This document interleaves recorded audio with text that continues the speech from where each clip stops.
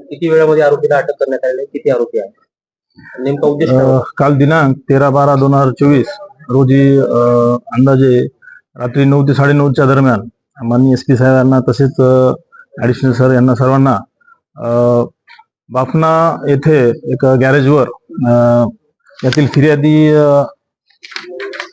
कोडगिरे यांना काही इसमाने गाडीत घालून त्यांचं किडनॅप केलेलं आहे, त्यांचं अपहरण केले अशी साहेबांना माहिती मिळाली.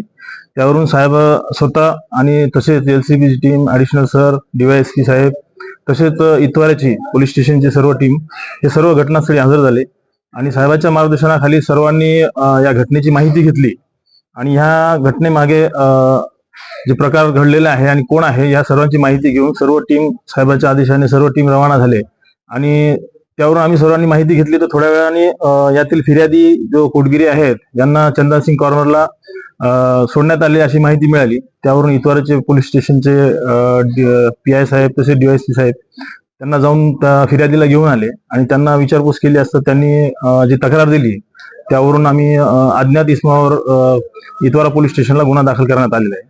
त्यानंतर सदर गुन्ह्यातले जे आरोपी आहेत तर त्यासंबंधी आम्ही LCBचे जे तीन टीम होते त्यांनी त्या प्रकरणाचा जो घटना घडली, अपहरण झालेले आहे त्यासंबंधी त्यांनी माहिती घेतली असता तर यातील नमूद जे आरोपी आहेत 7 जे आरोपी आहेत त्याबद्दल आम्हाला माहिती मिळाली, ती गोपनीय माहिती मिळाली.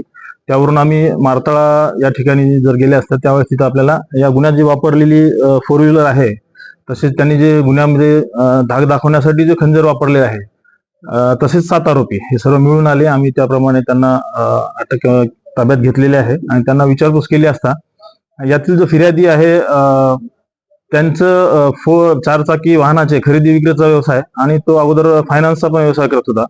तर याच संदर्भात त्यांचं काही घेण्या देण्यावरून वाद झालं होतं आणि ते काहीतरी मोठी गाडी 4 व्हीलर ते विकत घेणार होता यातील जे आरोपी आहेत तर त्यांच्यावरून त्याच्यात वाद झालं होतं आणि त्यांच्यासाठी त्यांनी ते किडनॅप केल्याचं प्रथमदर्शनी सध्या दिसून येते.